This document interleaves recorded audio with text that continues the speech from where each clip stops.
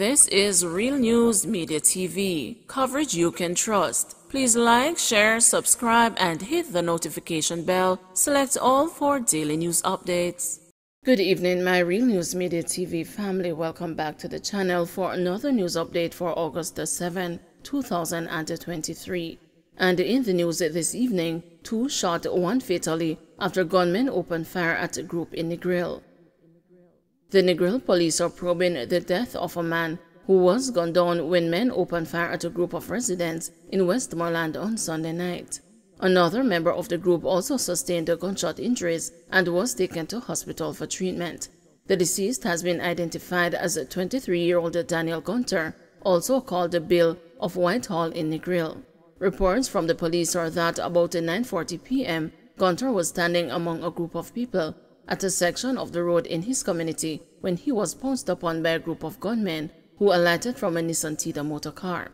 The gunmen opened gunfire, hitting Gunter and another man.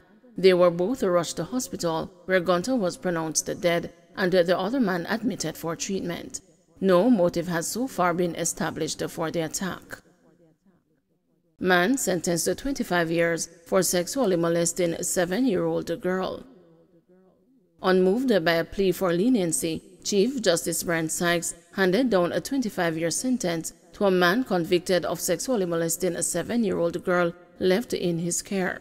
Describing the actions of 45-year-old construction worker Andrew Hardware as a serious violation of trust, Sykes told him he had to face a lengthy sentence.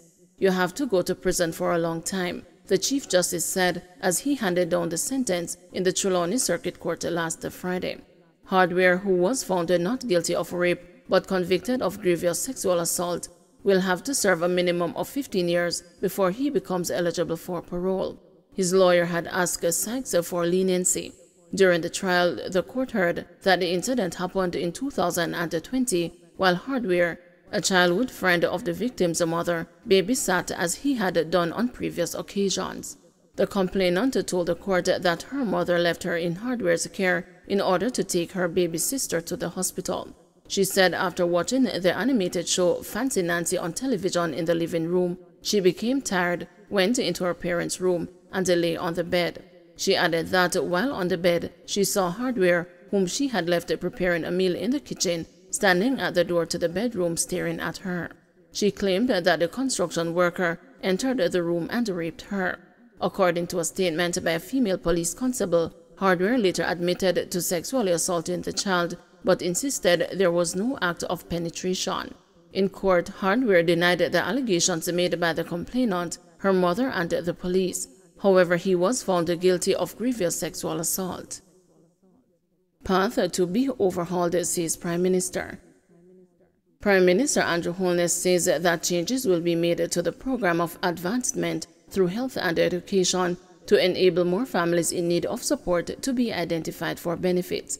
"We have decided that we are going to do a massive overhaul of the PATH program in significant ways to ensure that the beneficiary identification system is far more targeted than it is now," Holness said. He was addressing the quarterly press briefing held at the office of the Prime Minister on Thursday, August 3. PATH is a social safety net program which provides a conditional cash grants to vulnerable households within the population. It is administered through the Ministry of Labor and Social Security. The objectives of the program are to increase educational attainment and improve health outcomes of the poor, alleviate poverty by increasing the value of transfer to the poor, reduce child labor by requiring children to have minimum attendance in school, and serve as a safety net for families. Holness said that too often, when he visits communities, there are complaints regarding the program and eligibility for qualification. There is clearly a refining that needs to happen in the entire beneficiary identification system for PATH, so that will be addressed to ensure that we are picking up those persons in our society who are genuinely in need of that social safety net support, he pointed out. Holness said the move will ensure that more deserving families benefit from the program while improving access to education for beneficiary children. Additionally, he said more resources will be placed in a back-to-school program to ensure that all our students are able to go back to school in a meaningful way. Porridge charged for chopping man in Nago Head. A 39-year-old barber has been charged after he reportedly chopped a man several times during an altercation in Nagahead, Portmore, St. Catherine on Friday. Charged with wounding with intent is Kevin Dias, otherwise called the Porridge, of Bernard Lodge Estate, Portmore in the parish. Reports from the Portmore police are that about 12:30 p.m., a man was sitting on a step of a barbershop owned by Dias. An argument reportedly developed during which it is alleged that Dias used a machete to inflict several wounds on the man's body. The police were summoned and the injured man was taken to the hospital where he was admitted for treatment. Dias was arrested and subsequently charged following a question-and-answer session in the presence of his attorney. Alleged thief caught on CCTV stealing food from church. A 30-year-old man has been charged after he was reportedly caught on camera breaking into a church and stealing food items in Reading, St. James. Charged is Audley Graham of a St. James address. The incident is said to have occurred in June. Reports from the St. James police are that about 1:48 a.m., the complainant securely locked up the church and went home. The complainant later returned and saw the church ransacked, made enquiries and discovered that the church was broken into and the food items were missing. During their investigation, detectives reportedly viewed the security footage that implicated Graham as the one who broke into the church by prying open a door. He was arrested and subsequently charged. Bunting accuses government of incompetence on crime. Senator Peter Bunting, opposition spokesman on national security, is arguing that the prolonged delay by the government in tabling a critical piece of legislation in Parliament to tackle the country's serious crime problem was indicative of an administration that was displaying heights of incompetence.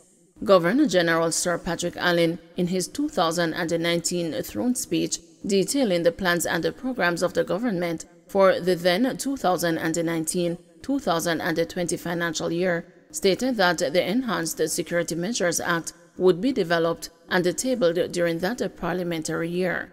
3 legislative years later, the Enhanced Security Measures Act has not been tabled in Parliament. In April 2022, Prime Minister Andrew Holness announced that the Enhanced Security Measures Act would be tabled in Parliament shortly.